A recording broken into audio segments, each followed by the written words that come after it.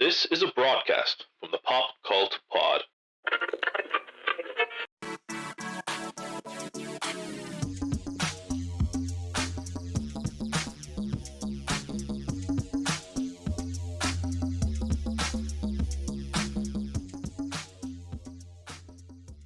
Yeah, that's right. Welcome, or Falter Rove, Arash maybe, to the Pop Cult Pod. That's right. I say a bit of that in Irish because our last episode was entirely Oscuelga in Irish, which we do every year, just to support the language, celebrate Patrick's Day here in Ireland. If you check that out, same news stories, but of course I'm able to go into more detail because, my Irish is somewhat limited. So I will be able to go into more detail here, but also I'm going to review a different film, and there is a bit of a feature hat, so it's not totally going over the same ground. And for the first time, the Irish episode came up first, so that's kind of cool. But anyway, I'm just going to go through the top of the show. There isn't much news. There is some stuff worth talking about, certainly. And there's also not a lot of trailers we're talking about. I mean, there are trailers that were, probably worth looking at. There was a Falcon Winter Soldier trailer and a new Snyder Cut trailer, but I'm kind of like, I don't need to see those because it comes out in like 2 days. So I kind of steered away from them. So I ignored them. And there wasn't much else to talk about. So we kind of ignore them. But as I said, there is a bit of news, which we're going to dive into right now with the new news. Not just news. Not just new news. You've got mail. But the new.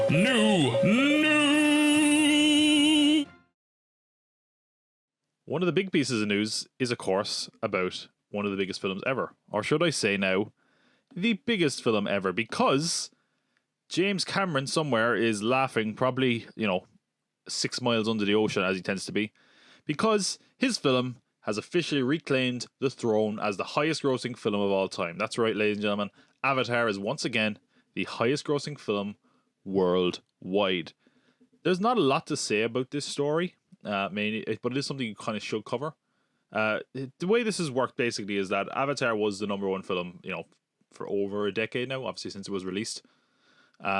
Massively helped, of course, by it being kind of 3D when that was sort of not really a thing, but also, implementing 3D quite well. If you ask most people, it was kind of an attraction. It kind of marketed as something you had to see in cinemas, and people genuinely felt that way. Then we had Avengers Endgame, which topped Avatar just barely. I think there was a $7 million difference. It could have been even less. But cinemas are starting to open in China again, and more importantly, Avatar has been re-released in China.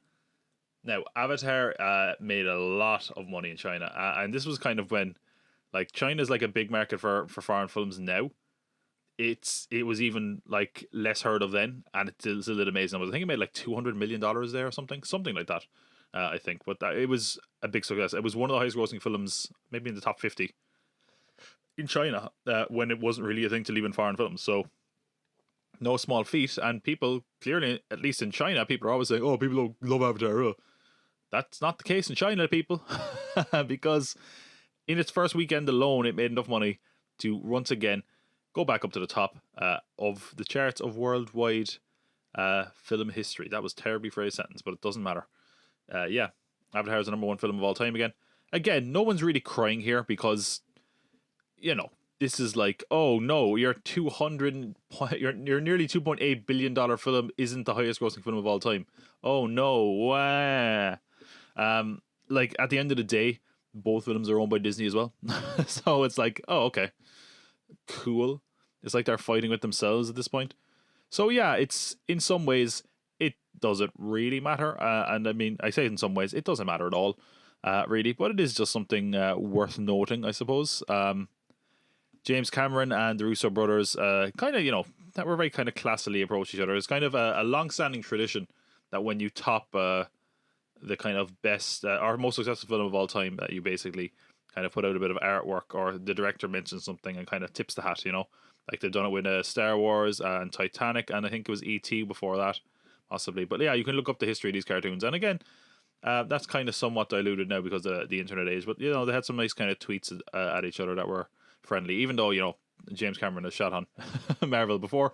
But now he's kind of playing nice, I guess, because they're all under the same roof. So yeah, Avatar currently at 2.81 billion, Avengers Endgame 2.797. So again, still a decent jump.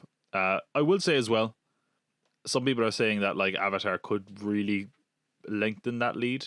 It could really manage to make that big jump, as it were, because that was in its first weekend, and it possibly could follow with an international re-release.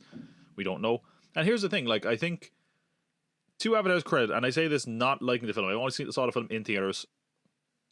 I think like if this was re-released in theaters, I'd be like, yeah, I'll go, because maybe look, it was a film that was marketed as such a big theatrical experience, and I didn't like the first time, but if I'm going to see it again, which I inevitably will, might as well go see it in the cinemas again.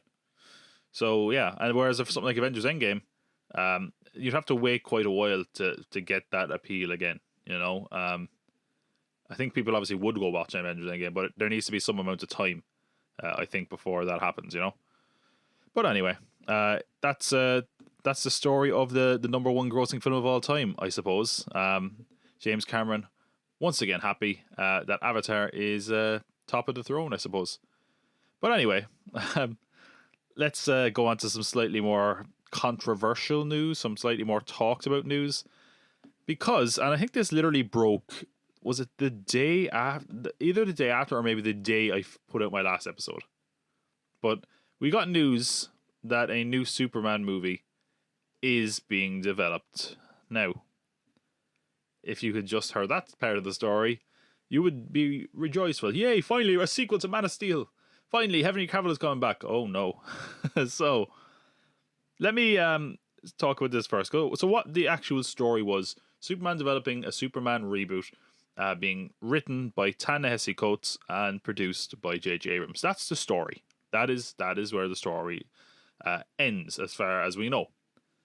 Now, when I read the story, I actually put out a tweet, and I said this interestingly, and then I took it down.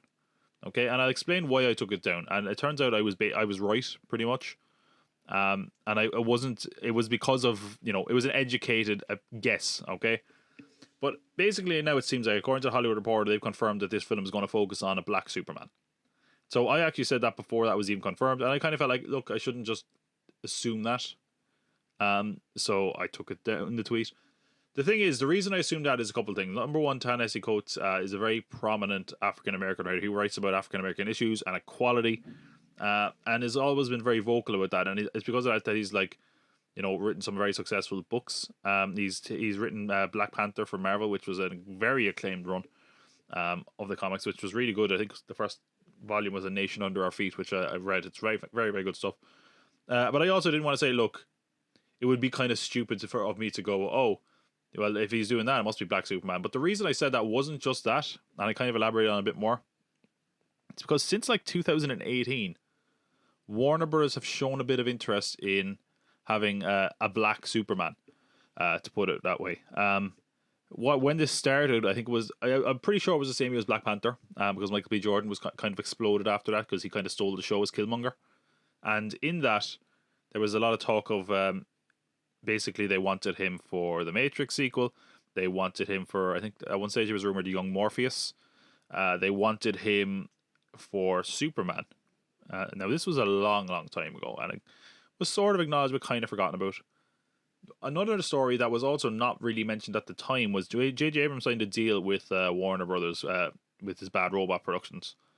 And around that same time, there was rumor that Michael B. Jordan had approached Warner Brothers with the idea for a black Superman kind of film idea. Now, again, that has been confirmed. Doesn't mean Michael B. Jordan's going to be attached, and we still don't know what exactly that means, because it sounds like just a term they're throwing out there. Black Superman. What does that mean? Does that mean they're going to change the skin color of Kal-El? Does it mean we're going to get the person behind me, which is Calvin Ellis? Calvin Ellis is a more recent addition to DC. He was an African American who was the president. Of course, it was inspired by Barack Obama. Now, again, he hasn't necessarily been a massive character, but that's what some people were suggesting. And here's the thing. It's, of course, some people, I wonder what type of people, have freaked out that, oh no, Black Superman, oh. Like, he's an alien at the end of the day. And I think, like we've had a million different interpretations of Superman. I don't see why this would be an issue. I don't see why like if you don't go to Calvin Ellis route, which would be I would find it quite odd if they did, to be honest. Certainly they wouldn't make him president. That would just be, I don't know, that'd be very, very odd. Like there's a million ways you can do this character. Why not change his skin color if you think you have a fresh new approach to this? And I'm sure Ta-Nehisi Coates is a great writer. He could find an approach to that. So yeah, I don't get it from that regard. And then there's people saying like, oh, well, it doesn't make any sense because, you know, like again, Superman is an alien. Like, what does it matter what skin color he has? Some people I heard say like, oh, well, you know, the story though is that Ma and Pa can't adopt him, like, or that he's like their actual son or whatever. And it's like, okay, well, why can't they have their skin color changed? Like, why does that not matter? Like, I mean, there's a million different ways you can get out of that. It's just being kind of lazy to be like, oh, you can't do it. See, there's a million ways around that. Personally, I think there's a chance to make a really. I think that like if there was a time for Black Superman, I think that it's now. I think it'd be a very interesting story because of all the kind of tension that's in America, especially right now, about race. I mean, I say especially, it's everywhere right now, unfortunately. You know, like when, like, I mean, again, first of all, it depends how far you go with that premise, but of course, like, the Clark Kent character or the character in general of Superman, would his experiences would definitely have been molded slightly, or in some ways, by the fact that his skin color is different. He might have been treated differently. And I think there's a lot of interesting approaches you can take with that. Now, again, we don't really know what direction they're going to go with it.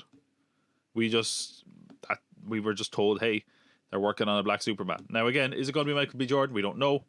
The other question that lingers then is, what does that mean for Henry Cavill? Like, been hearing for a long time now, Henry Cavill basically done and not coming back. Again, there's been slight denials over that, but we've never seen any evidence that. I mean, even put aside those rumors, right? Does it really look like Warner Brothers give a damn about Superman, or at least Cavill as Superman? They kind of I think wanted to give him like the odd minor role, but like, you know, it doesn't feel like they've actively tried to make a Superman film. They're bringing Supergirl into the Flash. We haven't heard anything about Superman in a long time. Yeah, I don't think they're interested in Henry Cavill as Superman. Again, there is definitely room for him.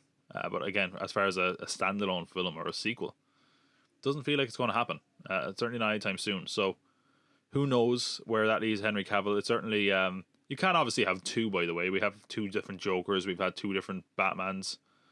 So they certainly could do different versions. This could be an Elseworld story. We don't know, but I don't think it necessarily looks good, and it certainly doesn't scream confidence in general.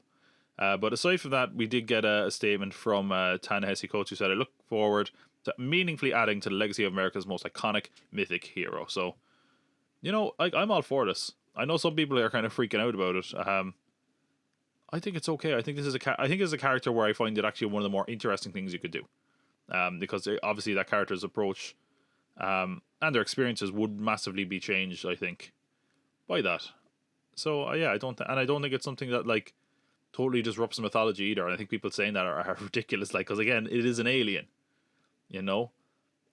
So yeah, I'm fine with it. But anyway, yeah. So Michael B. Jordan was apparently the rumor, but we're talking about Michael B. Jordan again now because Michael B. Jordan is set to direct Creed 3. We had heard rumors about this for a while now, but it officially got confirmed just last week. We also got a date for Creed 3, which had been quiet for a while, which is kind of made you a bit nervous. They're thinking, oh, maybe we're done here, but it's coming out November 23rd, 2022, which is around Thanksgiving in America. So, yeah, not a lot of other details. Michael B. Jordan is set to direct. Writing it is Zach Balin and Keenan Coogler. Keenan Coogler is the brother of Ryan Coogler, who came up with the story, and of course, I think he definitely directed the first Creed. I believe he wrote it as well. And you know, he's obviously involved in Creed 2 to a certain degree as well. So, yeah, that's kind of all the details we have. I mean, Michael B. Jordan is directing. Stallone has directed Rocky films, so I don't see the issue there. I don't see any issue in general. Why not give the guy a chance? In fact, it sounds like MGM kind of approached him with this offer a while ago, even as soon as the second one was finished, almost seemingly. So, what's the problem there? If he wants to do it, if MGM are happy to let him do it, why not let him do it? As far as the Creed films go in general, I think that's really breathed a bit of fresh air into the Rocky franchise. And I think it's meant to what word was that? Word salad. Managed to find a kind of a fresh intake there into that world. And the other question we have, and I think apparently confirmed to return, I think Tessa Thompson's coming back. And is it Phyllis Rashad, I think is his mother? They're both returning apparently. There has not been any confirmation that Stallone is coming back as Rocky. I don't know. I think, honestly, and again, I don't know how this is going to go. I mean, obviously, when I saw Creed 2, I think a lot of people had the same thought, was like, obviously he's fighting Drago's pupil now. It was like, who's he going to fight next? Who are they going to bring back from Rocky lore? And when you look at it, like, there's not really anyone left. The only obvious one is Clubber Lang. Like, there's Mason the Lion Dixon from the Rocky Balboa, but like, who cares? And also that was pretty recent, so why bother? And there's also Tommy the Machine Gun from Rocky 5. It's like, these characters don't matter. And at a certain point, you want to kind of try to have the character step out of, the Rocky shadow, as it were. Clubber Lang and the connection there would be the last thing you can sort of do, but it probably would feel a bit forced and unnecessary. I mean, I'd watch the shit out of it, but still. And I also said this on the Irish version of the podcast, like you've already done Drago. Drago is the one that he has a big connection to because Drago killed his father. So it's sort of not really the same. Like there's not that personal connection to Clubber Lang, really. So, I don't know. I think now is the chance, the time, and hopefully they try to do it, to make this character kind of step into his own, and not just be like, this is a Rocky sequel. Now it's a Creed franchise. So, interesting stuff. I think these films have been excellent, so I'm looking forward to them, certainly, wherever they go. And again, in the grand scheme of things, we don't even have to wait that long. November. So yeah, in my opinion, very consistent franchise. Looking forward to see where they go next. And we were talking about Ryan Coogler. We're also going to talk about a film that Ryan Coogler is involved in with Space Jam 2, aka the most controversial film of the year somehow. Which I said this on the Irish version. Look how good this backdrop is. I'm just surrounded by the Looney Tunes. How cool is that? I'm just taking LeBron's place. Sorry, LeBron. I'm right here next to Lola Bunny, which apparently a massive chunk of the internet wants to be next to. And in fact, they want to do a lot worse, apparently, although maybe not to this version, because somehow this has become the most controversial film in a while. So let's just go into the backstory first, because there's actually two controversies we need to talk about here, surprisingly. They put out some first look images from Entertainment Weekly of the new Space Jam sequel, which was interesting. First of all, it confirmed that it is going to, again, I think I reported, I was talking about this rumor like long before anyone was, but basically they were talking about how the film is going to tie into the rest of Warner Brothers like IPs, I think it's like basically they get trapped in a server with Warner Brother characters. But like, just to give you an idea, one of the shots out of focus in the background, we see the Penguin. We see a few Hanna-Barbera characters like the Flintstones mobile, or if that's what it's called. And also, apparently, when we catch up with the character of Lola Bunny, she's on Themyscira with the Amazons from Wonder Woman. So it's cool. That actually brings up my excitement for it quite a bit. Again, we haven't got a trailer for it yet, so it'll be interesting to see where that goes. Now, I say all that, we got some first pictures, and they look pretty cool. I actually quite like the animation style they've given the characters. They're kind of CG without looking too ghastly. It kind of feels like it captures the right degree of the animation style. I think it looks pretty good. Animation wise, it looks like they've managed to nail it. And aside from that, it looks kind of cool. He's got LeBron has like a big flaming blue basketball. Sure, that's Space Jam, baby. And of course, there's also a shot of Lola Bunny. Now, first of all, I'm going to give myself, I'm just hoping the mics pick that up, a pat on the back, because I called it. I called it straight away. So this article came out. I think I saw it maybe within the first 5 minutes the article went up. And I read it, and I saw the pictures, and I listened to what the director had to say.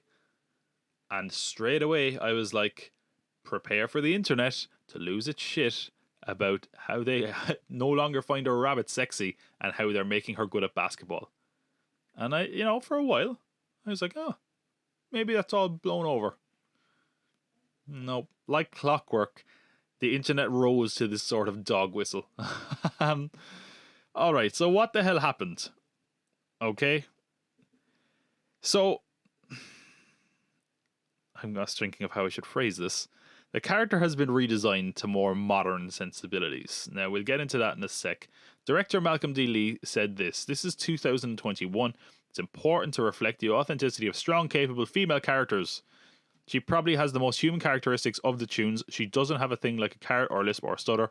So we reworked a lot of things. Not only her look, like making sure she had an appropriate length over on her shorts and was feminine without being objectified, but gave her a real voice. For us, it was let's ground her athletic prowess, her leadership skills, and make her as full a character as the others.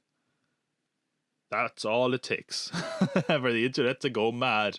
Here, female characters, foaming at the mouth. Now, here's the thing. I haven't seen Space Jam in a long while. Okay, in fact, I want to watch it soon for the sequel. I might do a video on it at some point. And yeah, like in looking for a backdrop to this, I kind of saw pictures of Lola Bunny from Space Jam, and I was actually like, God, it is kind of weird, isn't it? Like they made her this real sex symbol, and they really get. And he says something here. Where is it? The most human characteristics, and he's right. Like she has boobs. I can't dance my way around that, which is weird because it's a rabbit. Like he even at one point has like a strap down, like very suggestively, and I'm like, this is odd. Like none of the other Looney Tunes really have that sort of anatomy, and it's weird that one of the few female characters in Looney Tunes you're like, yeah, make her sexy. And so yeah, apparently like, and unsurprisingly, I mean, I'm not blaming the internet because they find Lola Bunny sexy, because the character was drawn that way. I mean, like Jessica Rabbit. Well, I suppose Jessica Rabbit is a human, but you know, so I guess I am blaming the internet just a little bit. But my point is this: like, it doesn't really matter. Like, why are you freaking out about how sexy a cartoon rabbit is? Like, you still have like there's millions of places I'm sure you could find sexy pictures of Lola Bunny. Okay, but. And I know there is a whole generation, probably my generation, really, of people that probably love Lola Bunny, not just because they're attracted to her, obviously, but people that see her as a strong feminine character. And of course, there's nothing wrong with attractive female characters, but it is kind of weird that they had it in a kids' film and it was a rabbit. I just found that kind of weird, personally. And again, when you put her in contrast to the other Looney Tunes, I just think that's kind of weird. Like I think like I saw someone mention that basically like the scene where she's not unveiled, as much as the internet might like her unveiled, the scene where she's kind of introduced, like it's Tweety going, "Whoa, she's hot." I don't even want to think of Tweety, you know, being turned on by a rabbit. This is what is this? And yeah, like the character should have more to her than that. And again, from memory, Lola had more than that. So I think they're just, you know, bringing those qualities up and making her more in line with the rest of the cartoons. I don't think that's a problem. Then again, I'm not one of the people that really cares how sexy a cartoon rabbit is, but apparently massive chunks of the internet are. I don't know. What can I say about this? Oh man, like it's strange. It's such an internet thing to react to. I don't think it's necessary. I think it's a bit strange, personally. I feel like she was a good basketballer. Why can't she be a strong woman? I mean, I mean, are we really getting into this, aren't we? They're like, oh, they made the rabbit's boob smaller. She's not as sexy as she used to be. Okay. Like, I'll put it this way, right? Did anyone ever look at, like, any of the other Looney Tunes and they're like, whoa, they're sexy? I mean, anyone ever look at Bugs Bunny? I was like, ooh. Now, Elmer Fudd is a different thing. Elmer Fudd's pretty sexy. Oh, whoa. You look very good today.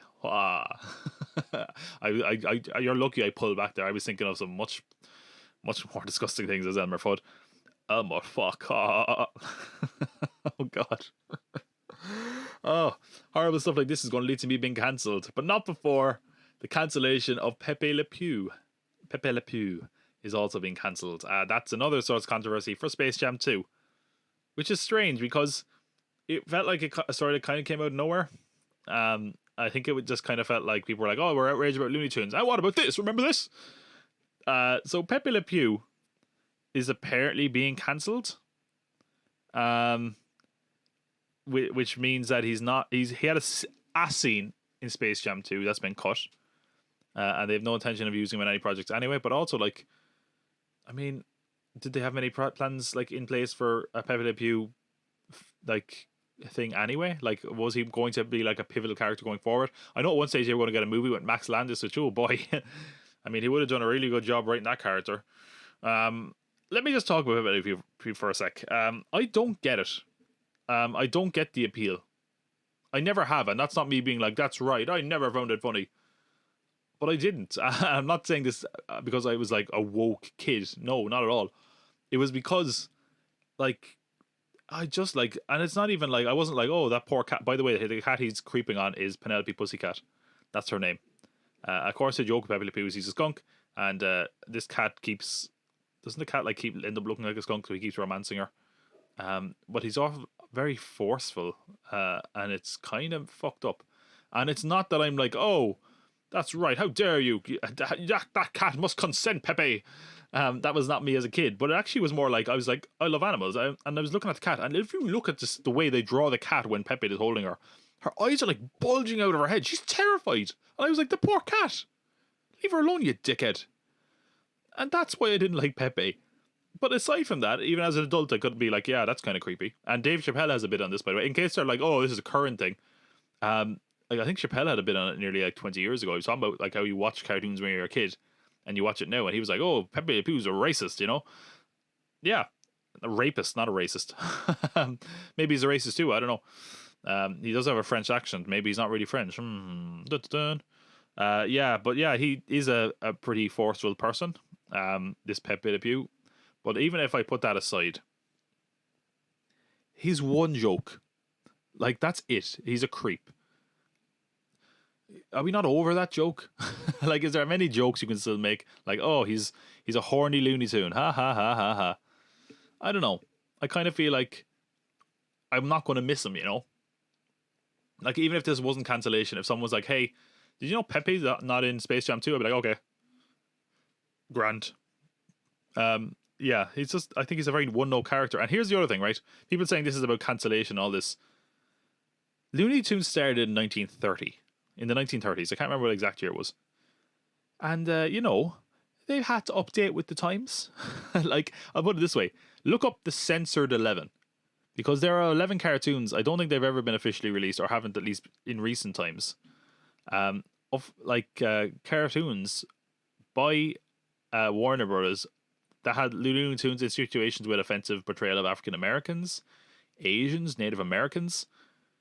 You know, society has changed, and the entertainment we produce should probably reflect that, no?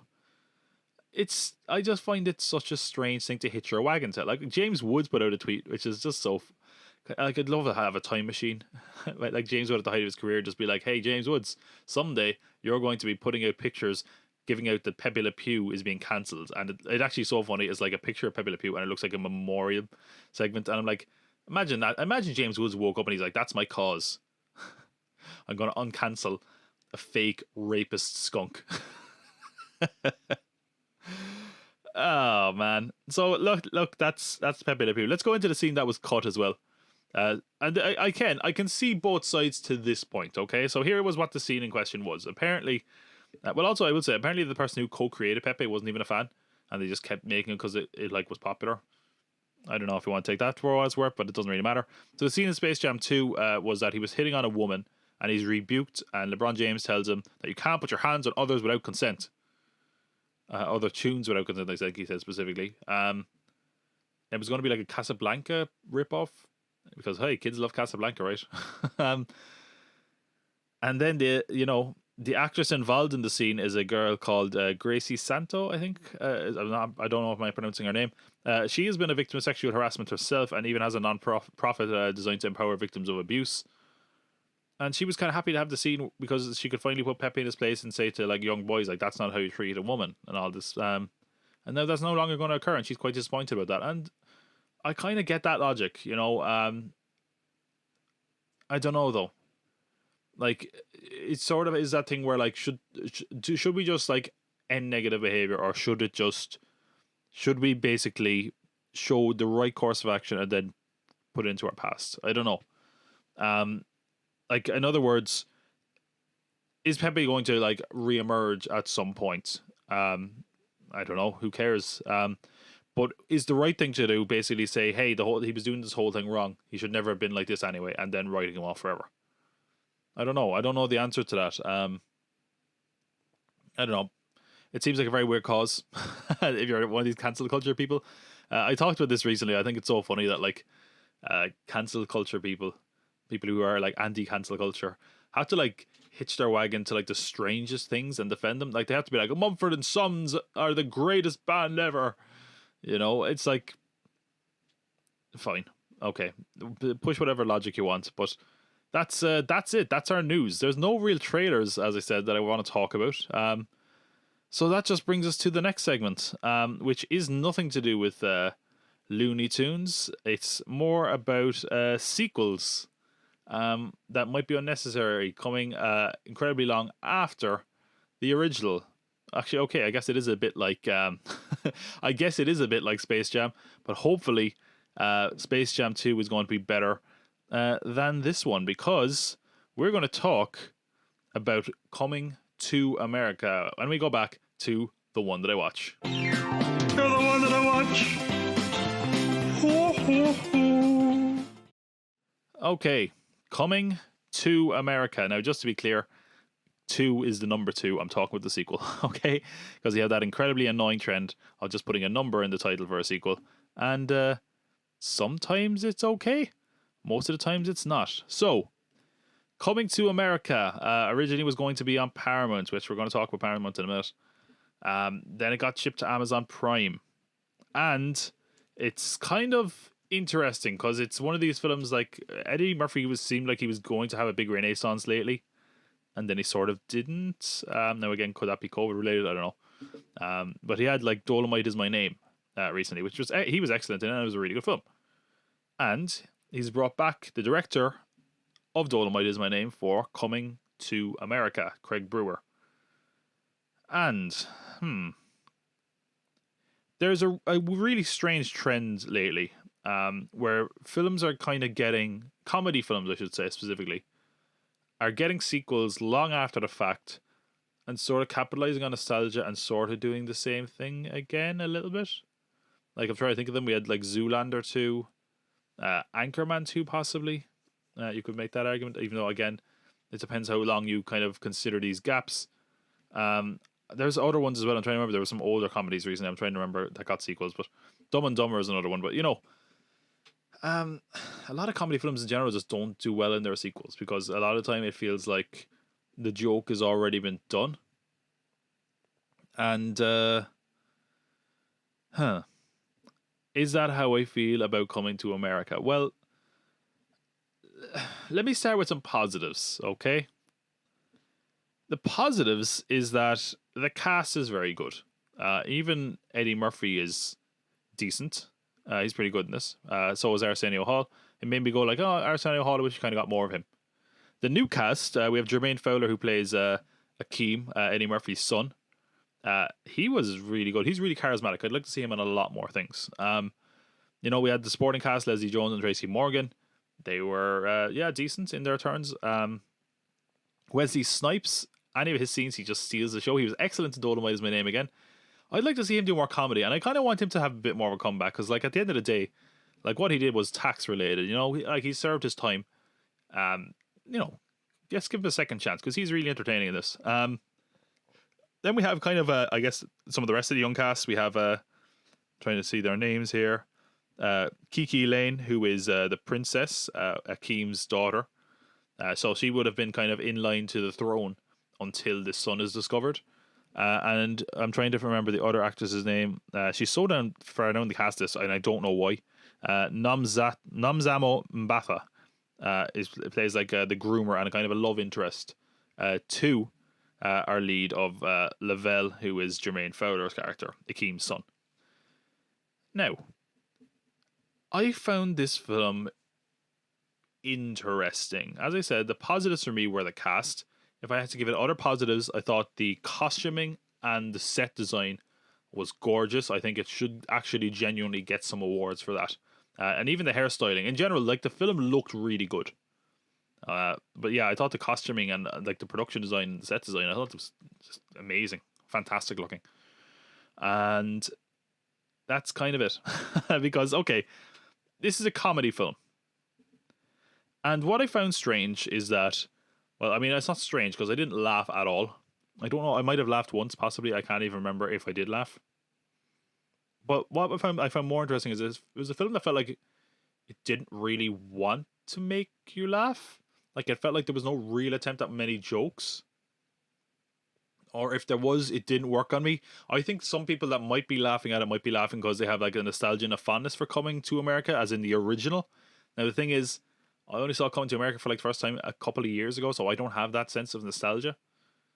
But it's not particularly funny. And I don't know, was it really trying to be? So the thing is, if you're going to make a film like this, and you're not really going to focus on making people laugh, are you going to concentrate on making them feel? Is there going to be, a decent story? And no, there's not. Which, again, that's also a problem. Because, first of all, let's go with that title, Coming to America. Yeah, that shouldn't be the title. I guess they just wanted to say, like, hey, remember.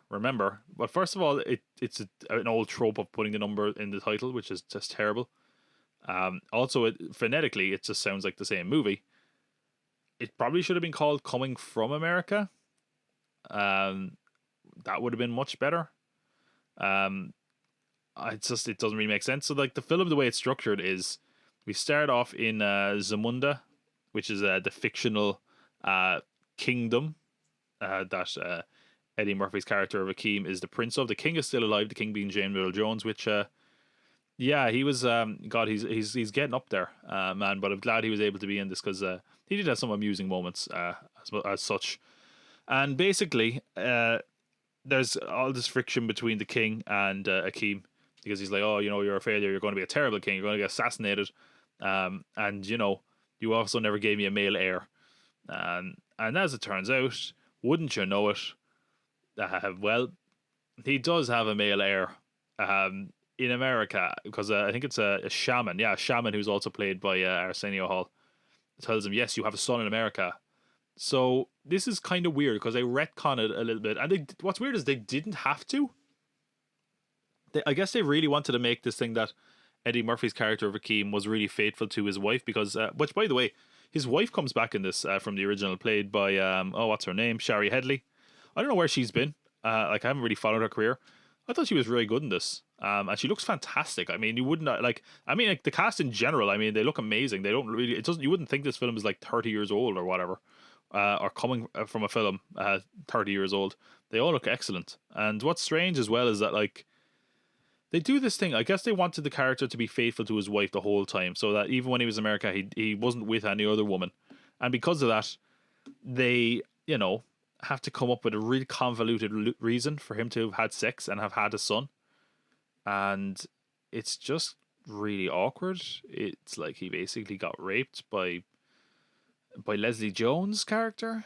And it's not funny. I don't know if it was being played for funny, but it was just really, really awkward. And because of that, he has a son. So then he goes to America. That's right, Coming to America he is. And straight away, it doesn't really matter. He comes to America, basically picks up his son, and then he goes back to Zamunda straight away, pretty much, with his son. So it's like, oh, okay.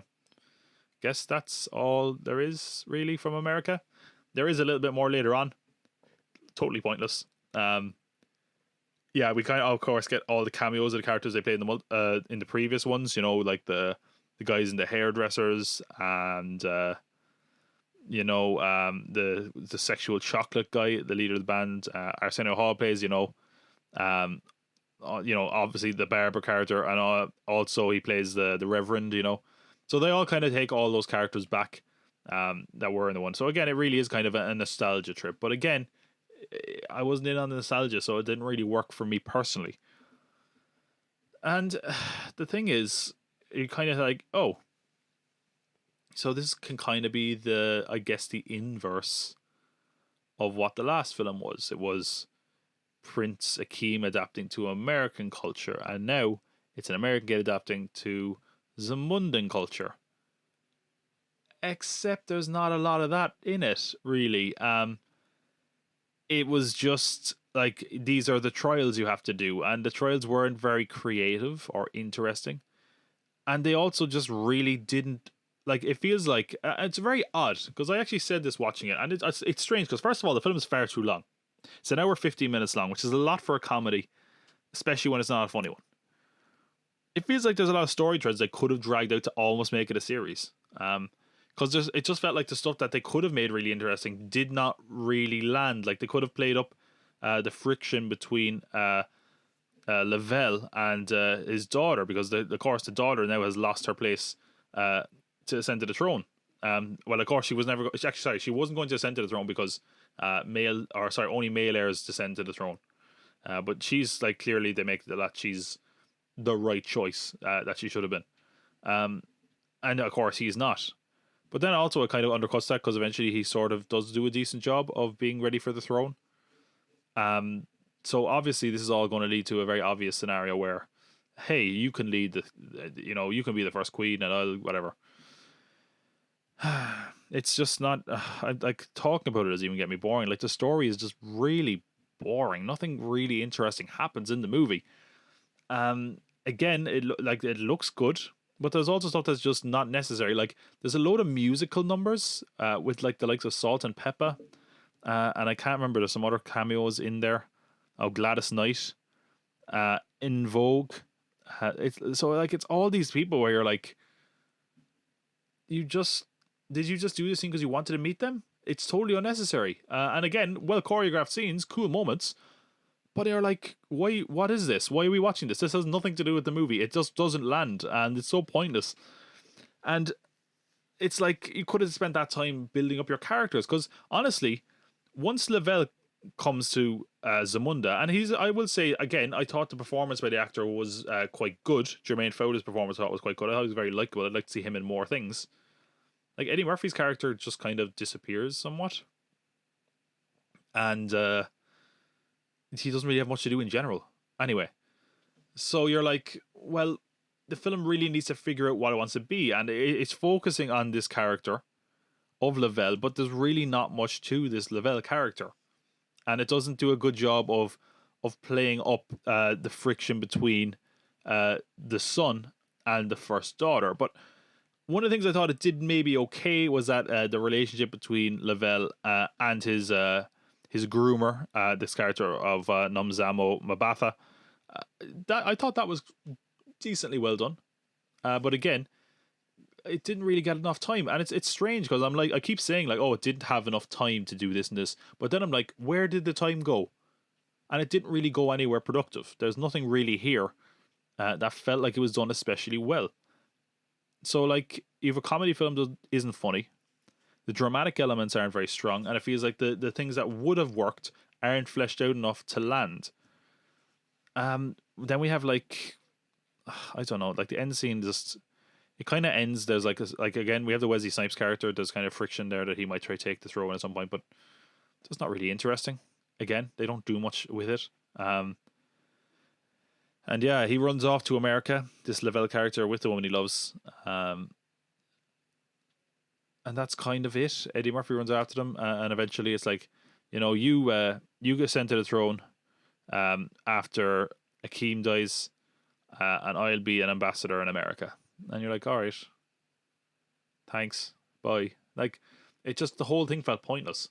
And again, with a lot of these films, the big grabbing point is that nostalgia, and I didn't really have that nostalgia. And even if I did, to be honest, there was some parts I'm like, we didn't see much of. We didn't see like much of the dad.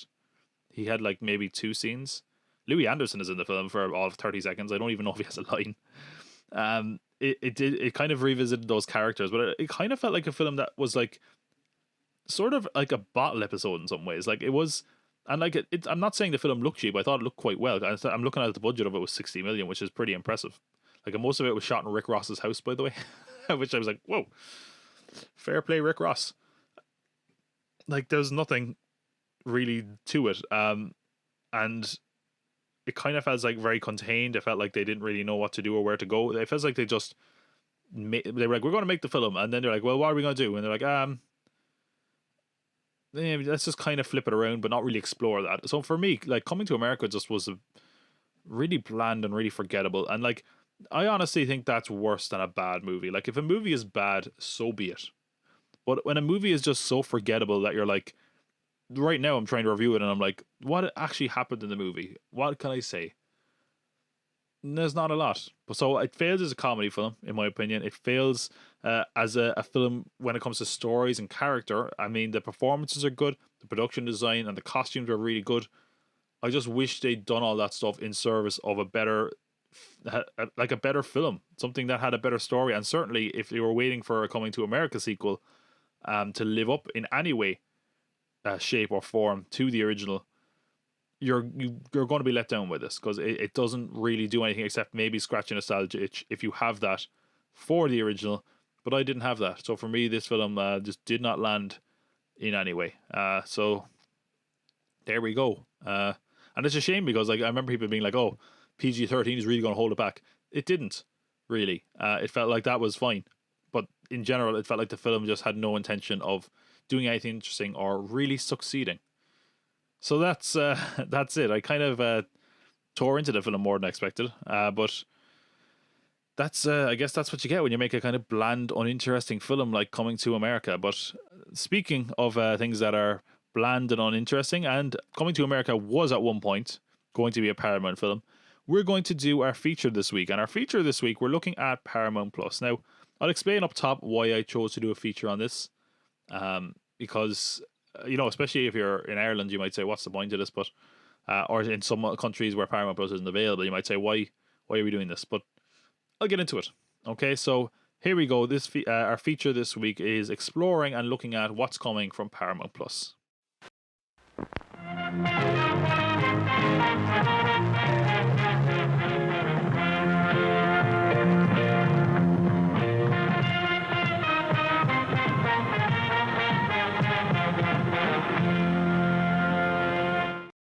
A new streaming service has officially entered the marketplace in what has already become an incredibly crowded marketplace, where each streaming service is vying for relevancy, and to be honest, a lot of them not managing to achieve it. That's what we're talking about with Paramount Plus. And the reason I wanted to talk about Paramount Plus, and I've talked about some of the other streaming services, I talked about HBO Max, I talked about Peacock, I want to talk about Paramount Plus in general, because number one, it feels like they don't really know what they have. They don't really know what they want to do with the service, which I'll get into in a minute. I mentioned briefly on a previous episode, but the reason I want to talk about it as well is because this is basically the last major player to come into the streaming game. Like, when you look at there's like 6 major studios, okay? We have Disney, of course. Disney have Disney Plus, Warner Bros., HBO Max, Universal, that's Peacock, Viacom CBS is Paramount. The other two, I think, as MGM, who a lot of their content is in a deal with Paramount. They also sort of have Epics, but they're not really committed to it. And MGM has enough financial troubles that they're not really going to jump into the streaming service. Sony also have no real interest, seemingly, in jumping to the streaming game, at least from what I remember. So because of that, this is basically it. There's not going to be a major streaming service aside from this launching, at least to my memory. I don't think there's any other ones that could enter the game that would be any real game changers. This is kind of one of the last major ones.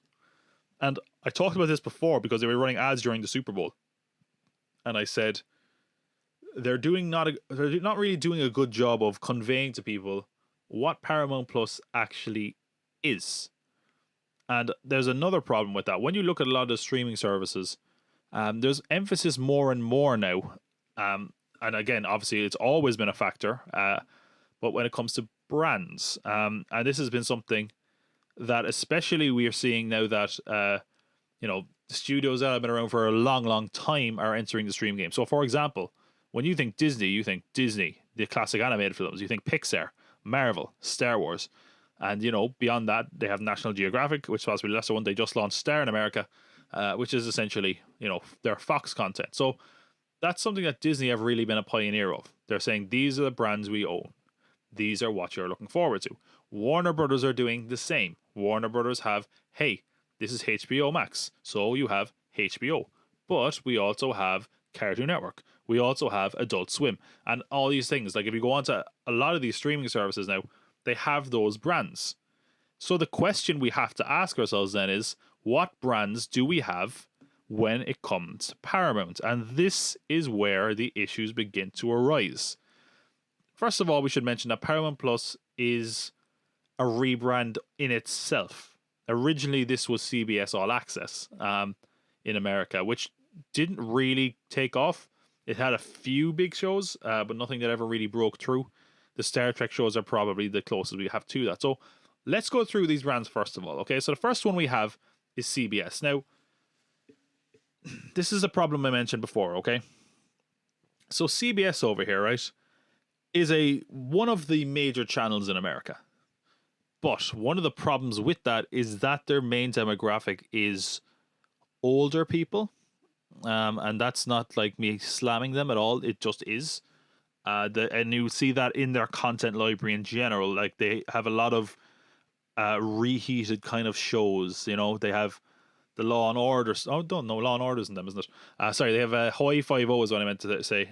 They had, like, I think Magnum P.I., MacGyver, like all these shows that are, something that the audience that is a bit older might remember. They have things like Star Trek, and again, that's on their streaming services. And they also have a lot of procedurals. A lot of the ones where you're like, how the hell has this been going for 9 seasons? Those kind of ones. Okay? So that would be a slightly older demographic. CBS, kind of generally speaking, has shows that last for a long time, but not necessarily ones that are acclaimed or go for, how should I say this? What's a nice way of phrasing this? They don't really have amazing content. They have stuff that's reliable, stuff that pleases all demographics, and to their credit, often gets massive ratings. But not shows that are possibly going to draw people into a streaming service. And the bigger problem with that is that the people who watch CBS are older and might be less inclined to sign up for a streaming service. So, like, for example, just looking at the current dramas on CBS, they have NCIS. They own those shows, okay, and all the spin-offs, which there are a lot of. So you're seeing what I mean when I'm on about crime procedurals. It's something that an audience that would regularly sit in and watch scheduled television might tune in to watch. And these are the sort of people that might not necessarily jump to a streaming service. As I mentioned, MacGyver, they've got Blue Bloods. They have The Equalizer, was just launched. Clarice is another one. As I said, Magnum P.I. You know what you're getting into. Now, they also have some of the big comedies. 2.5 Men was there as Young Sheldon, Mom, of course, Big Bang Theory. But again, this is where we're going to get into issues, because they don't have access to all those shows on their streaming service, which is a big issue. They also have some big reality hits. Like, for example, Survivor was theirs. They had Big Brother, The Amazing Race, Undercover Boss. Again, shows that you would know, but they also have home a lot of talk content, which you'll notice in some of their advertising. They're showing Stephen Colbert and James Corden, because that is their big one. Of course, this was the station that had Letterman back in the day. They have a lot of news content as well, and they show a lot of football games. So again, some of that stuff is going to go to Paramount Plus. Any game that you can watch on CBS, NFL-wise, will be on Paramount Plus. Now, the thing is, beyond that, do they have much in the way of legacy content? They have a bit, but again, it's a lot of older kind of stuff. And whether or not that's going to draw people in, who really knows? And again, the thing is that since they're jumping into the game quite near the, I don't want to say quite near the end, but since they're jumping into the game a bit late, some of the stuff is already gone. Some of it's already gone places. So I think, like, they have Frasier, for example, but Frasier is available in other places, as well. And they have a lot of other stuff like that as well. Like 2.5 Men, again, I'm pretty sure you can watch elsewhere. The Big Bang Theory, as I mentioned, is on HBO Max because it was made by Warner Brothers. There's other stuff, like, again, just because and it's something we really need to distinguish now, and something that they're not going to be quick to tell you. Just because they aired it doesn't mean they have the rights to it, because again, it depends on the studio that made it. It depends on whether they bought the rights. But anyway, that's what CBS side of things. Okay, so that's kind of an older demographic, I would say. Then we have Nick, which is up above my head here, which of course is for the younger demographic, or nostalgic purposes and reasons. We're going to get into that in a minute when we talk about the content, because most of this stuff is going to be talking about what they've unveiled they're working on, which is a lot. It also sounds like there's not a lot to watch at the moment, having looked at some of the stuff. But again, we all know what Nickelodeon involves, what it means. Classic animated shows like the Rugrats, Ren and Stimpy. Again, I haven't confirmed all of these are on it, but this is what we associate with it. You can have some other live action stuff like the works of Dan Snyder with Drake and Josh, Sam and Cat, iCarly. Again, I don't know if all of these are on Paramount Plus, but this is what you associate with them. And again, I'm saying that this is what you associate them for a reason, because just because you associate with them doesn't mean you're going to get on the streaming service, which is very noticeable when we talk about Comedy Central. Quick, what show do you think of when you think Comedy Central? South Park. Not there. South Park is on HBO Max. Then there's things like The Daily Show. Sure, you're going to get that on CBS, or Paramount Plus, and it's at CBS All Access at some point, but possibly not in general. But you will get a lot of the comedy content. But again, a lot of the comedy content is also elsewhere. Like I saw they had Nathan For You. That is available on HBO Max. Reno 911, I think, is also available elsewhere, and that's kind of the problem. They're not the only home to a lot of these comedy series. MTV, again, we think reality television. They have a fair bit of that. But if you think of some other shows, like they'll have Beavis and Butthead, something like Jersey Shore, which are pushing a lot in marketing. They have Snooki in like all their ads. They don't have Jersey Shore. they have one season of Jersey Shore Family Vacation. And a lot of the other streaming services have more than that. Great marketing, Paramount. Something like Jackass, which is again a big breakout hit for MTV, isn't available, nor is any of the spin-offs. BET, again, this is where we run into brands that don't really have much of a legacy. Like BET is a channel people know, but as far as content, it's not a massive content creator, and it's not one that's especially known for great content in general. Like I looked through what's like BET have put out, and it's not really excellent. But of course, they're trying to cater to different demographics here, so I do understand that. Then we have the Smithsonian. Again, interesting channel if you like history, and of course there's plenty of stuff you can get out of that, but not really notable for their content. Like you can't say, oh, that's right, we got this big show coming from the Smithsonian, because it's a thing that people identify as a channel as opposed to more its content in general. These are brands that don't necessarily have a massive association to certain bits of content, especially in the case of BET and Smithsonian. And what I'm saying about the other ones is that even though some of them do have content they're associated with, the bigger problem is that sometimes Paramount do not have access to that content. So, with all that said, let's talk about what exactly they have revealed they are working on, what exactly is coming to Paramount Plus, because of course, with all these streaming services, it doesn't matter what you have on it, it's also going to matter what you have coming to it. We all knew Disney Plus was very successful because it had all the Disney stuff. But when it started off and didn't have new series, it got slated. But then, of course, they were able to turn it around with Mandalorian, Marvel, etc. You need good content coming. And again, I said in the episode where I was talking about their advertising, people associate certain things with certain brands. Disney was an easy one because we all associate Disney with Disney animation, classic characters, and Pixar and stuff like that. And Marvel and Star Wars. Again, we know what we think of when we think of Disney.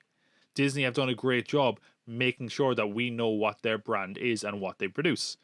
Warner Brothers tried that, but probably to a less successful degree. But they named it as HBO Max. Again, that could possibly work. Well, we do know what HBO make. They make some amazing television shows, so anything else is an added bonus. Again, they probably overestimated what people associate with that brand, and that's why the numbers could have been better. That's why they're going to have to introduce an ad supported tier, because it's too expensive for what people are getting. Because people don't necessarily know what they're getting when they sign up for HBO Max unless they do the research, and that's kind of an issue, because even if you associate something with HBO, It'll probably be there if it's a HBO show, but if you're just thinking Warner Bros. Stuff in general, it might not be. So with something like Paramount Plus, I've said before, like Paramount, as much as some people might know it for certain films, it's not a brand we associate with any kind of one IP. It's associated with a few IPs loosely, and some of those IPs they don't have access to. But the ones they do have access to is what they're going to make new content out of. And it's sort of a mixed bag. So first of all, we should mention that when it comes to movies, they talked about how some of their big movies come to theaters will be available 45 days after a theatrical release. That includes A Quiet Place Part 2, Mission Impossible 7, and Top Gun Maverick, which is pretty good. I mean, we're kind of battling theatrical windows a lot lately. Disney Plus is experimenting with it. HBO Max have basically thrown it out the window. 45 days seems relatively workable. Okay. I also should say Paramount Plus isn't a great name because you're immediately people are thinking Disney Plus. Oh, Paramount Plus. Disney Plus has more marketability and a better price point overall. Although you can get an ad-supported tier of Paramount Plus. So Paramount is kind of in the same ballpark as Peacock. I haven't really mentioned Peacock leading up to this, but again, I think Peacock possibly has a stronger branding. I think Paramount is probably the weakest brand out of all of these. And it doesn't help when you basically reskin your app from CBS All Access. Because people might have said, oh yeah, well it didn't have anything on CBS All Access, so what's different? Okay? And as much as they're trying to do a job pushing those properties in their advertising, as I mentioned, they don't necessarily have the rights to all those things. And they don't necessarily have a lot of content. So I mentioned how they're putting Snooki everywhere. And again, it would be more effective if they just showed what they had instead of like, hey, remember this person? Because that'll only work if the person knows who that person is already. And that means they have probably found a way of watching that content already. So most of the slate is TV related. But just to get the last few of the movies out of the way. Original film set to arrive. And again, this isn't really going to set heartbeats racing. A new Paranormal Activity film and a Pet Sematary prequel. Like, you're not getting A-list content there. Pet Sematary had a movie recently and it did pretty well. So, like, a prequel, fine. A Paranormal Activity coming back. Again, yes. When we're looking at some of the movies coming out onto some of these streaming services, like, when you see, like, HBO Max putting out, like, literally theatrical films on their service, and when you see Netflix investing so much in content, when you see Amazon buying up big films, or when you see Disney investing so much in the future film slate, that's not going to move the needle. So I don't really know what their goal is. As I mentioned before, one of the big brands that they do own and what's basically kept CBS All Access afloat has been Star Trek, and their big plans for Star Trek are going to continue on Paramount Plus. We've seen Picard in a lot of the marketing for that, and people in Starfleet Academy outfits. So we should mention that includes Star Trek Discovery, Star Trek Picard, and the animated series Lower Decks. I mean, it's crazy really that we went from like not having a lot of Star Trek to having a load of Star Trek out of nowhere. They're not done there. There is 2 other shows coming to Paramount Plus. Firstly is Star Trek. What's it called? It's a spin-off of Star Trek Discovery called Star Trek Strange New Worlds, which follows Captain Pike and the crew of the Enterprise on their maiden voyages. This has started filming. It's going to go straight to Paramount Plus. They also have an animated series, which is going to be coming to Paramount Plus called Star Trek Prodigy. I think it will eventually air on Nickelodeon. And then I think there's going to be a second season of it. Now, I will say, obviously the budget of all these works, but is it going to work where we have all the Star Trek content and you can't really build your whole brand around Star Trek? You've got to have an identity outside that. So what are Paramount doing to fix this problem? Is there a lot of great stuff coming to Paramount as far as original stuff goes? And the answer for me is a resounding no. Now again, maybe this will tickle your fancy, but it really feels like they looked at what they owned. Some of it was stuff they owned and was decent. Other stuff they didn't know what to do with, but they needed something. They've gone all in on branding and using their IPs, but they don't necessarily have the strongest library of IPs, which is sort of a problem. Okay, so as I said, most of their slate is TV shows. A lot of them are based on movies themselves. One we'd heard of already is The Offer, which is a series based on the making of the Godfather films. That could work. It is very kind of inside. It kind of works as almost like self-serving advertising, because it's like, hey, did you know the Godfather films are on Paramount Plus? So that's fine. Could be good. One of the other ones I had, but they've already lost it, is actually a TV version of David Bowie's The Man Who Fell to Earth, starring Chiwetel Ejiofor. Literally just before recording this, the news is that that's been moved to Showtime. That's actually also gone the other way around, in that originally Showtime was going to have the Halo series. Now the Halo series is not coming out till next year, and it's going to go on to Paramount Plus. Showtime is owned by CBS Viacom, their parent company. So yeah, interesting stuff. Because also, like, a lot of Showtime series I don't think are anywhere are in other places as well.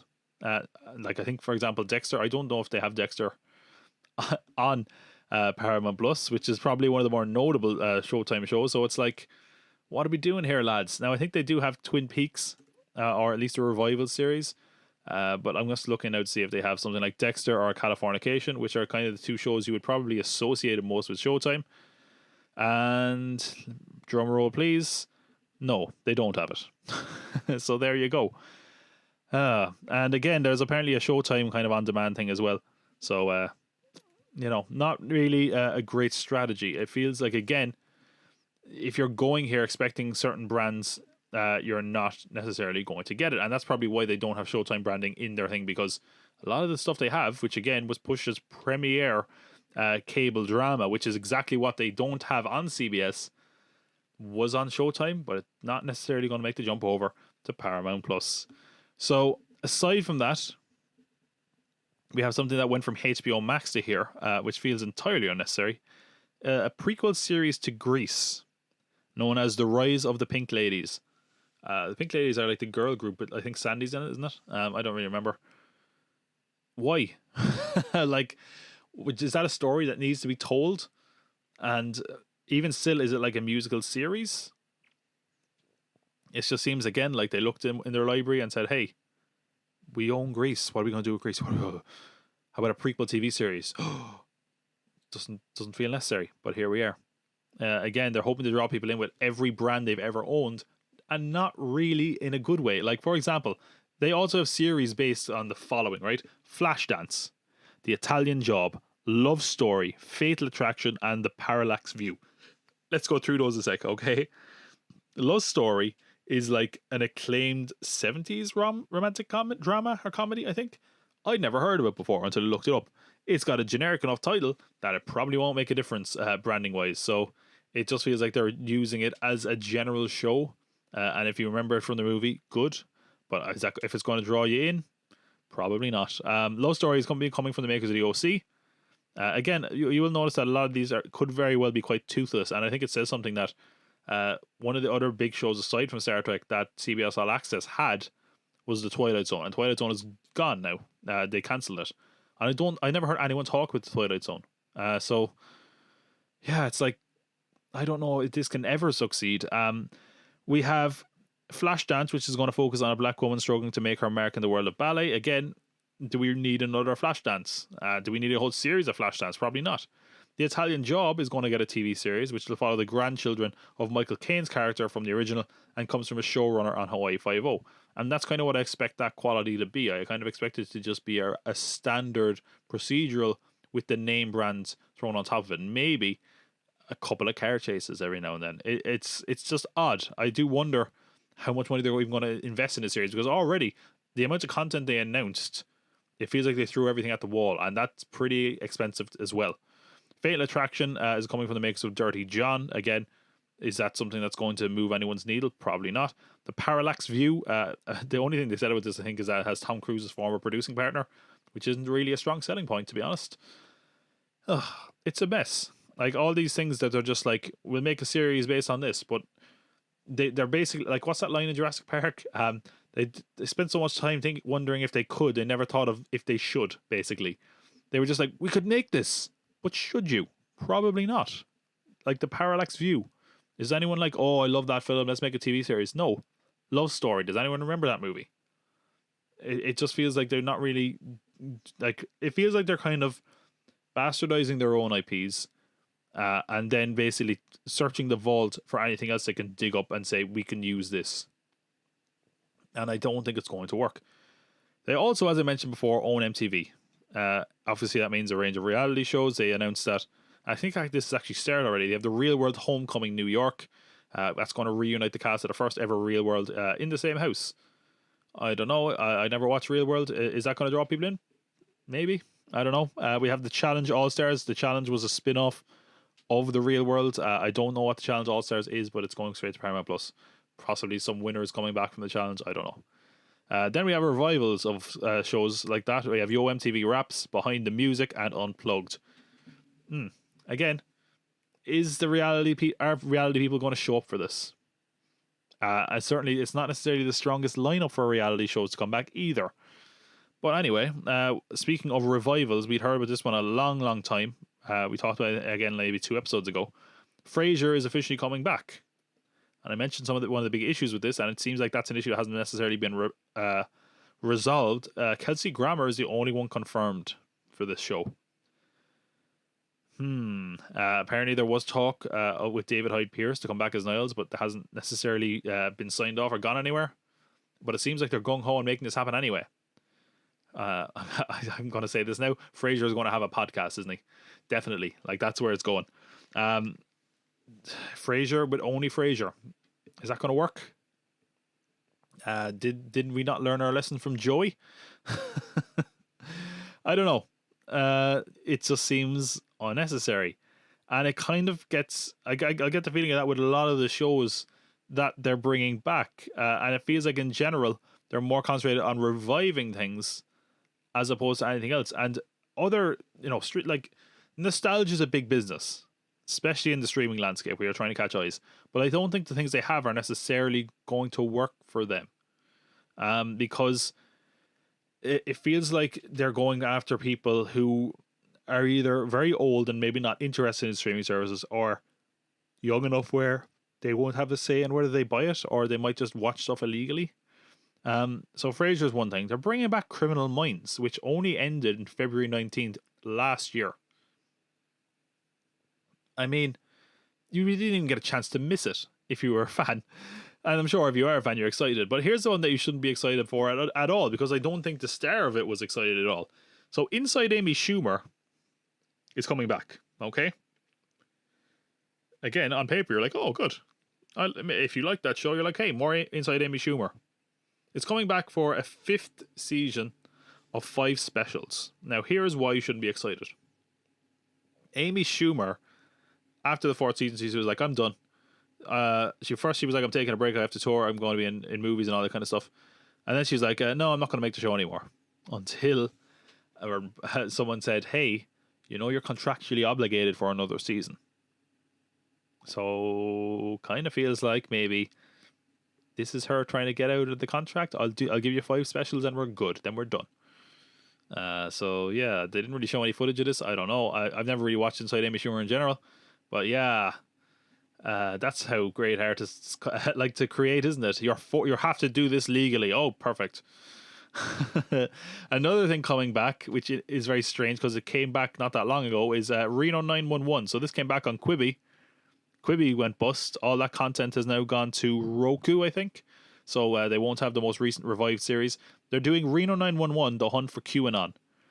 Which, again, there was confusion of whether this was a series or a movie because of the way they announced it. Apparently it's a movie and not a limited series, but fine, I guess. It's kind of strange. I mean, it probably would have been a much bigger deal if it hadn't been revived so recently with Quibi.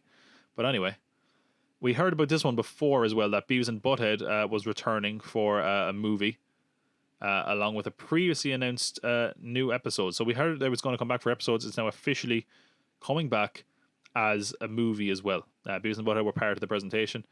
Again, amusing. That is something that existed up. To be honest, I thought the when they revived it for MTV a couple of years back, well, I say a couple of years back, probably a decade ago now, it was really good. But I don't know. Is it the sort of thing people are going to sign up for? Maybe not. Again, they're taking a lot of big swings here and bringing back basically everything. They're also bringing back Workaholics for a special. I don't know. It really does feel like they're just throwing everything at the dartboard and hoping something lands. One thing that I think definitely is not necessarily going to land, and mainly because that was the reaction to it, We go to Nickelodeon. As I mentioned, Nickelodeon is home of the Rugrats, one of the shows that I think was one of the longest running animated series of all time, actually, I believe. And probably has to be the longest running Nickelodeon show. I mean, it also had a spin-off and movies, so this is coming back, and we'd heard about this before, and they showed off what it's going to look like, and oh my god, it's terrifying looking. They showed off like a CGI trailer for it, so the Rugrats are now CGI. Now, Rugrats had some kind of weird animation anyway. That was part of its kind of charm. It was just kind of weird and ugly in some way, but this is just ugly. It just doesn't look very nice. It's not very smooth or stylish in any way. It has really weird lighting as well. Honestly, if you showed this to me, I would have assumed it was like a proof of concept. Like, hey, this is what it's going to look like. But it didn't look great. Now, they are bringing all the back to voice cast, but I don't know. Is that going to draw, like... It's hard to tell, like, who's that for? Is it for kids who are going to say, oh, new TV show, oh, Rugrats, okay, I'll try Rugrats? Or is it for, like, I don't think many adults are going to come back for Rugrats that doesn't look like the Rugrats they remember. Like, people came back for Animaniacs. That done really well because it looks pretty much like the old Animaniacs. Like, for example, let's say they were like, hey, everybody, we're going to bring back Futurama, live action. Would you be like, huh? Why? I want the cartoon back, right? You know? So it's just kind of strange. I don't know if that's a good move, but they're also bringing into live action Dora the Explorer. I mean, again, they had a Dora Explorer movie in live action, so that's not surprising. And also Fairly Odd Parents. These are kind of things that feel like they've run their course. So I don't know if that's really going to work for people. It's just a bit strange, but it could work. I mean, the Dora Explorer movie was apparently decent. It did enough money, so I see that one as being something of good potential. Fairly Odd Parents is just one that, well, it's fairly odd. They also are bringing back other live action series that were on Nickelodeon, and that brings us to iCarly. And this is a strange one, and I can already see a lot of trouble with it. First of all, Jeanette McCurdy, who played the character of Sam, who was, I think, like second billing in the show. I never really saw iCarly. She's not going to be involved. She's basically retired from acting. I think she said something like her previous roles also embarrassed her, so she's definitely not back. And the other thing is that, like, there's two people involved with the creative scene behind the scenes or whatever, and one of them had creative differences with the star Miranda Cosgrove and is now left. If this sounds any bit familiar, we talked before about the Lizzie McGuire situation, where Disney were like, we're bringing back Lizzie McGuire, and she's older. And then they were like, hey, I've got this great take on Lizzie McGuire. She's kind of grown up now. And they were like, does that mean she's going to have sex? Yes. Fuck you. Get out of here. It's cancelled. I don't know that. Maybe iCarly, they were trying to bring it up and kind of age it up and bring it make it relevant for the people who actually watched the show originally. And they're decided not to do that. The other thing that we had come back recently, this came back on Peacock, we had the show Punky Brewster, and that's kind of not getting a great reaction because people are kind of like, oh, it's kind of the way it used to be, and we've moved beyond that. It kind of needs to grow a little bit because the people who are like, let's be honest, I don't think there are any kids that are going, oh, Punky Brewster. It's people who want that nostalgia. It's scratched. And you can only take that so far. They need something new to latch onto. Nostalgia will get them in the door, but it's not going to keep them in the building, you know? And I don't think that might not work with iCarly, to be honest. But forget about that. One show they're absolutely tearing and stripping for parts is SpongeBob SquarePants. So, some people have suggested that all of this is only happening now because the creator of SpongeBob, was it Steven Hildenberg, I think his name is? Died a couple of years ago, and since then it seems like they're just like movie, series. And again, a lot of people have already said SpongeBob is well past its prime. There's going to be a prequel series called Camp Carl, and there's also going to be a Patrick Star show, which is kind of like a talk show hosted by Patrick. I don't know. I'm sure there are kids out there that still love SpongeBob, but is there anyone that's into it enough to watch 3 shows? I don't know. And I think they possibly are really stripping away any like importance that SpongeBob still had, to be honest. They also have announced this, and this is one there I'm like, okay, this is a good move and this makes sense. But They launched Avatar Studio, so they, of course, was it? The Legend of Avatar? Avatar The Last Airbender. What am I doing? Yeah, sorry, I mixed up the two of them. There's Avatar The Last Airbender and The Legend of Korra. Very popular. They've got a resurged in popularity recently. And the thing is, it got its popularity back on Netflix. They said they're going to make more movies and series. They have the original creators involved, which is a good win because the TV series of the live action version on Netflix lost the original creator. So it's a good chance for them to kind of come back to that world again. How successful it'll be, who knows? If the live action one ever comes out, could that eclipse it? Possibly. So it's hard to say, but that's probably one of the ones where I'm like, okay, they've kind of hit the nail on the head there. They've managed to hit it at a time where people do want more of this stuff. Then we have, I guess you could call originals. Some of it's just odd. So like obviously all of these are mostly reheats. Like we're on about shows that they're rebooting, or they're making movies, or sorry, they're making series about movies, or they're like, hey, guess what we're going to do? We're bringing back this, or we're spinning off that. And there was nothing that really landed for most people. And I think that's going to be a big problem because they really haven't managed to succeed in any of these announcements. I haven't heard anyone talk about, compare this to, say, we had like the Disney Investor Day. People were talking about some of the stuff that was coming to Disney Plus. I haven't heard anyone talk about any of this stuff. Beavis and Butthead got a bit of a mention for a while. I think that might have been it. To be honest, I'm trying to think, is there anything else? So yeah, not a great showing. But again, is their original stuff going to be any good? So first thing they mentioned is that Dave Grohl from the Foo Fighters is directing a 6-part series called From Cradle to Stage about musicians and their mothers. Again, part of owning a streaming service is having a diverse enough content that you have a bit of something for everyone. That's kind of what that is doing. Again, I think, didn't he have that series was Sound City, which is already kind of really acclaimed. That was on HBO. Again, it kind of feels like this is just them kind of going back to that one and hoping they get something. It sounds a bit trite in my opinion, but what do I know?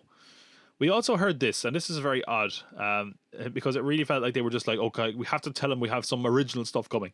They said the creator of Blackish and #BlackAF, I'm not sure if that's how you call the show, Kenya Barris, has a new show on the service this year. That was it. Not a name, not a picture, not any details. And it's coming this year. Sure it is. Okay, so either this is going to be something that's entirely phoned in, or it's not coming this year. But I mean, I guess those shows are incredibly popular, so well done. Kate Beckinsale is going to star in something called Guilty Party, about a journalist investigating a young woman in person who murdered her husband. Yeah, as a limited series, I could see that being a success. So we don't know any further details, so it could still go either way, I suppose. Here's what I found very odd, though. Okay, they said, following on from their series Waco, that was the one with Taylor Kitsch about the Waco siege. They have plans for an anthology series called American Tragedy, exploring complicated moments in true crime. What? Okay, entertainment moves quickly. Waco came out 3 years ago. It's weird that they're like, hey, remember this? It was very successful, and now we're going to make a load of them on it. It's like, if it was successful, why did you wait so long? So I don't know. And it also feels like you're going to sort of, you can possibly butt heads there with American Crime Story, which is pretty successful. So I don't know about that one. But again, it's one of those things where it's an announcement of basically nothing. It's like, something is coming, but what it is, we're not going to tell you. We have an anthology series coming. One of the episodes is going to be like, it's going to be part of an anthology series. You told us that. It's called American Tragedy. Okay. Any other details? No. Okay, thanks for that. Again, it's one of those non-announcement things. It's basically like, we're working on something. We're just not going to tell you what, because maybe we don't know ourselves. Trevor Noah, who of course hosts The Daily Show, and again, this felt rather redundant. He's going to have The Weekly Show with Trevor Noah, which has 6 episodes ordered to explore stories across the societal landscape and talk with people behind the headlines. Well, boy, if that doesn't sound like The Daily Show. I assume The Daily Show is still going to go. It really just, to me, and I'm sure to most people, it feels like they were like, what's John Oliver doing over there? 1 show a week and successful. We can do that, right? Yeah, Trevor Noah, you have the Daily Show. You just make it a weekly show. Why?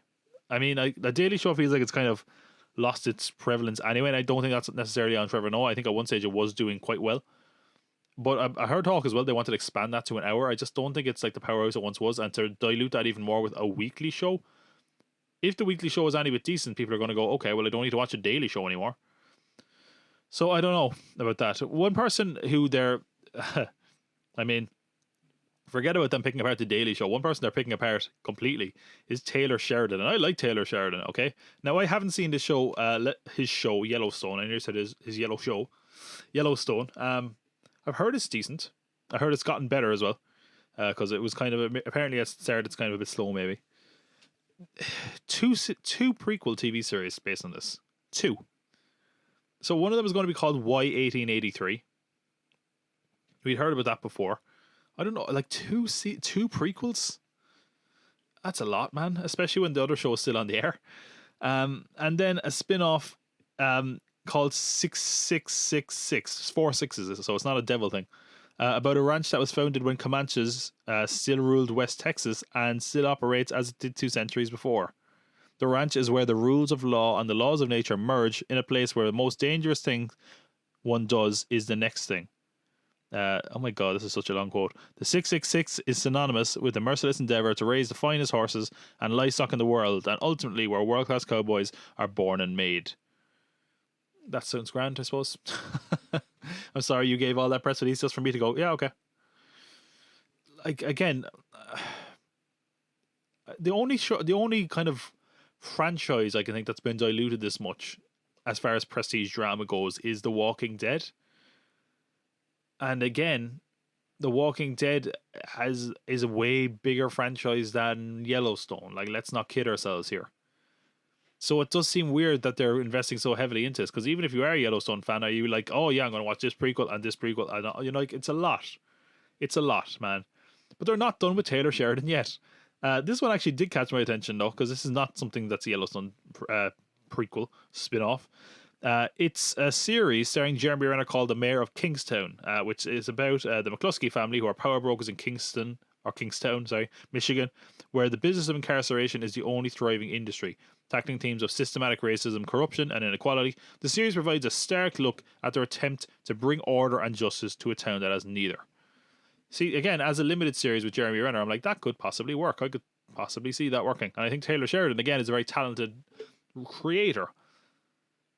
But like, when you're like, we're making an original series and like half of them are Taylor Sheridan, not really showing the extent of your library there. And that's probably the biggest indictment I can put on Paramount Plus. It feels like they don't have the library to justify a streaming service. And it feels like they're desperately trying to show that they do have an impressive library, and they're coming up short. And I guess the big question is there a market for this? And I kind of have to say no. We've now at the point, as I mentioned, that basically every streaming service, major streaming service that's going to launch, barring some massive announcement that's going to launch, has launched. And I think of all of the services, Paramount is possibly the one that looks like it's not worth the time. Certainly not now. They can turn it around. But it's just probably the least impressive. They don't have impressive brands necessarily. Even some of the brands that they do have, they don't have some of the flagship series associated with those brands. And they're not as well known, a property or a brand in itself as like a Disney or a HBO, etc. So they're struggling. Now, the reason I also bring this up is because they apparently have plans to launch outside of America. I think they might have already launched in Canada, possibly Australia. I don't know what the deal is. They have said they want to launch in Europe. Again, I don't know. It depends on content deals. I mean, like, for example, the reason HBO Max hasn't launched is they have a deal with Sky. I don't know what the story is with Paramount Plus in general in those other territories. So who knows where that leaves us? But regardless, that is what that's what's going on at Paramount, man. And yeah, it's not great, is it? So hopefully I'll never have to do one of these again, because I think officially now we can say, if we hadn't hit it before, we've definitely hit the breaking point for streaming services, because it really feels like Paramount is not just an example of a streaming service that's not necessary. It's an example of a streaming service who's possibly had some of its best content already strip mined out to other streamers. But anyway, that is our feature this week. Again, I just wanted to do a dive on it. I feel like I've done a dive on most of the streaming services in some form. So there we go. That's the last major one, hopefully.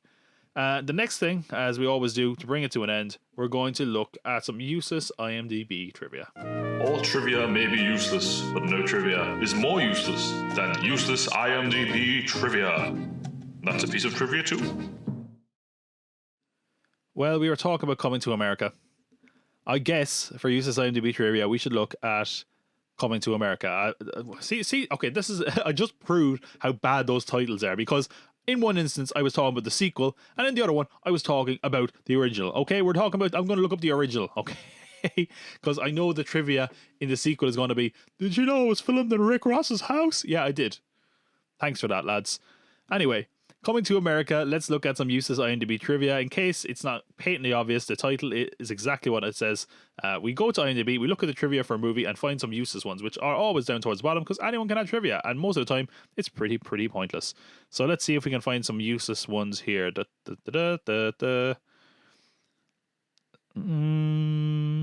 Eddie Murphy plays a character who lives in Africa but comes to America seeking a wife. In Eddie Murphy, he mentions doing the opposite, going to Africa to find a wife. Huh. Okay. And then this person put in brackets named Umfufu and riding buck naked on a zebra. Okay. In 2001, Ludacris references the film on his track Coming to America. Oh, I mean, I'm not surprised that he referenced it because he literally stole the name. Oh my God. Ludacris predicted the name of the sequel, Coming Number 2 America. Oh my God, that means Eddie Murphy is as clever as Ludacris. Wow. That if it wasn't clear that I didn't like Coming to America before, I think I just showed how uninventive and uncreative it was in that Ludacris came up with a sequel title long before Eddie Murphy did, 20 years beforehand. Wow. Anyway, that's useless IMDb trivia. Certainly was useless. Hopefully the rest of this podcast wasn't useless. Yeah, the feature was a little bit thrown together, I'll be honest. When it came to Paramount Plus, I wanted to do a dive on it anyway, but I was working on another feature. It ended up taking too much time because I have been very, very busy lately trying to get out content and hitting the mic, and also trying to work. Of course, my other podcast, The Watcher, has been plumbing away. I just put out a video with Luke Barry and Aaron Cregan, or Matt Schuyler, as you might know him from Phoenix Wrestling, talking about Marvel and talking about DCs. Those were fantastic. So yeah, I have been really busy, but there will be a feature on the next episode, or possibly the episode after, depending. It depends if I want to do something for my next episode that possibly ties into Godzilla. We'll see. But regardless, I'm hoping I will get another episode out this month. And thank you for listening or watching. Whatever you do, I appreciate it. Please, however you're going about it, give it a like, subscribe, all those kind of things. And remember, I can't spell cult without you. This is a broadcast from the Pop Cult Pod.